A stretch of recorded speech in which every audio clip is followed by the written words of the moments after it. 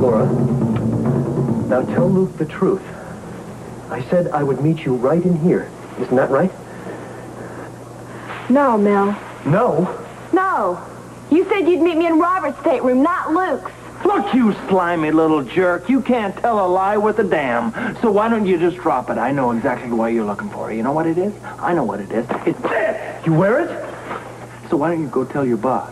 You tell your boss, I got it, okay? I got it, and I wear it right around my neck. It's hanging right here. If he wants it, he comes after it himself. He don't send no slimy little errand boys. Now look, Spencer. What, are you deaf? Are you deaf? You go to your boss, man, and you tell him what I told you.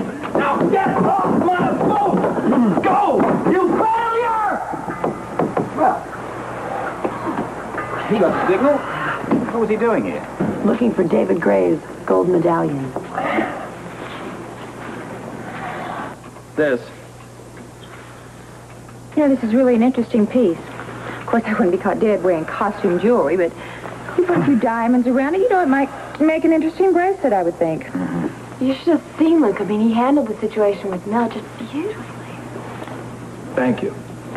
The point is, it obviously proves that this is very important to David Gray.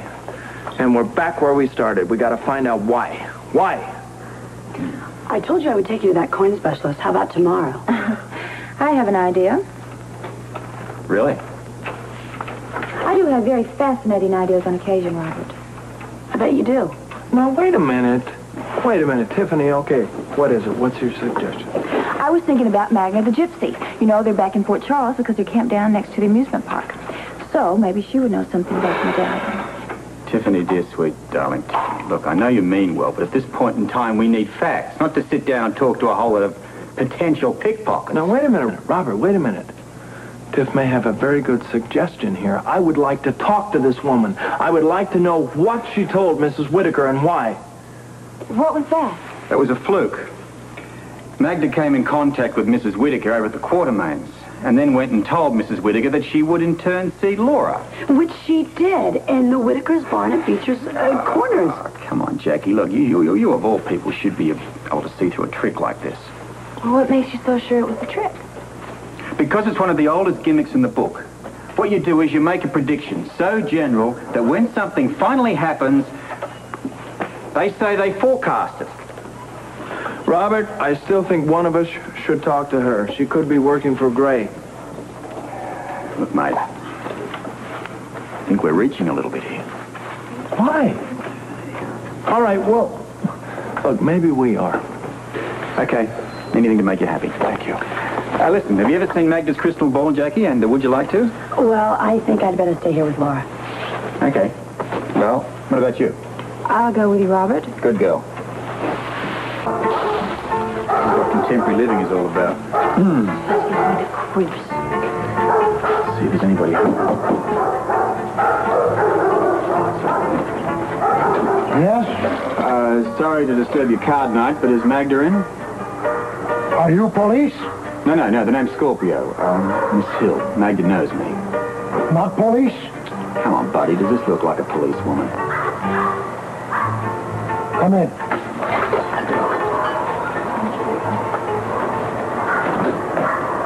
I will send Martha here to you. Terrific. Well, congratulations. I'm not looking like Angie Dickinson. Well, at least he looked at me. I suspect that that's a dig. Yeah, if you want to say that, I suppose it is. Well, I do. And, what exactly brought it on? I mean, I'm your best buddy, love. I have many things, Robert, but so help me, I'm not your buddy. I actually loathe that word. What's this all about, Tiffany? Why is Jackie Templeton staying in Port Charles? I mean, surely she has better things to do with her time than just to sit around and loiter. Well, I'd hardly call it loitering. Really? Could have fooled me. Well, I know that, but irregardless, Jackie happens to be a very good reporter.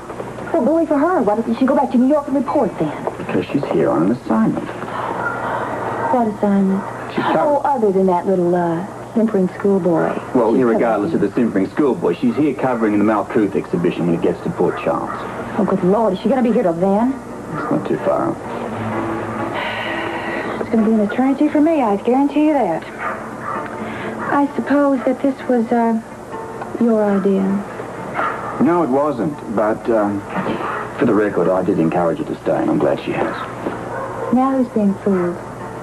You can be so cruel sometimes, Robert. Oh, come on, Tiffany. Look, the reason I wanted to stay is because she's been involved in the Laura Spencer business, and I want her here to cover information about the death. The more people involved in this, the better. Please don't take it personally. There's just one little bitty eensy-weensy problem. What's the itty-bitty, incy-wincy problem?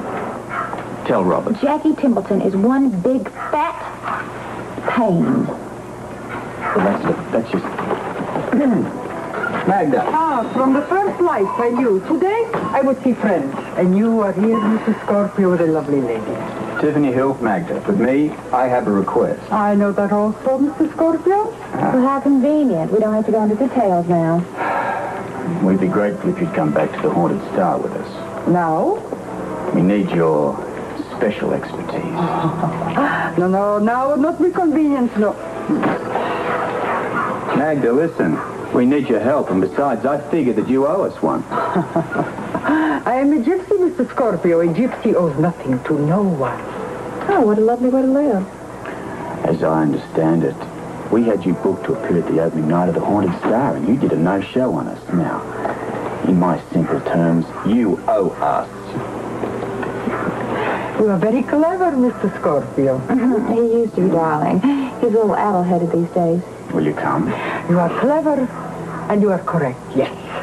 I owe you, Mr. Scorpio, therefore I will go with you to the Haunted Star. But then, my friend, we shall be even.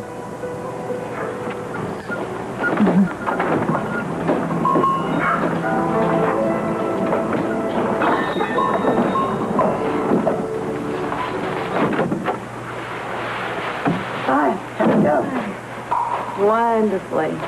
Sounded like it. I could hear the applause all the way in here. I tell you, Luke is just incredible. There's something about him that he just really can work a crowd. I don't know. Well, his talent isn't confined to an audience. What do you mean?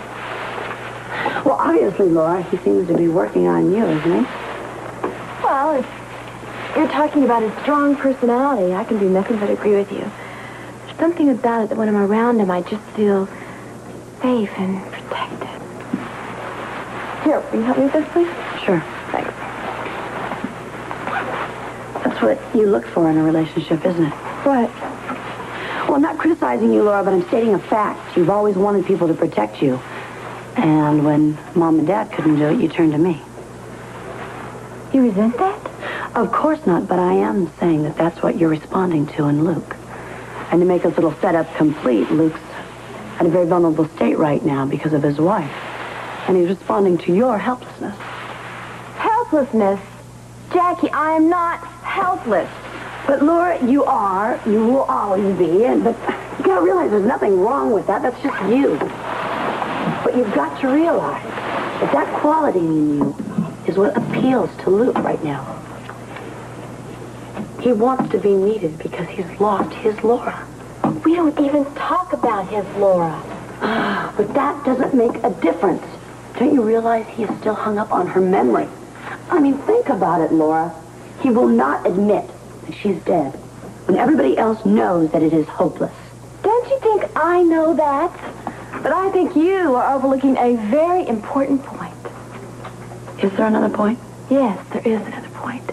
Luke needs somebody right now to help him get over the loss of his wife. You don't think you can fill that, do you? Because you can't. Why not? It's going to take a long time before anybody gets over Laura Spencer's death. Especially Luke.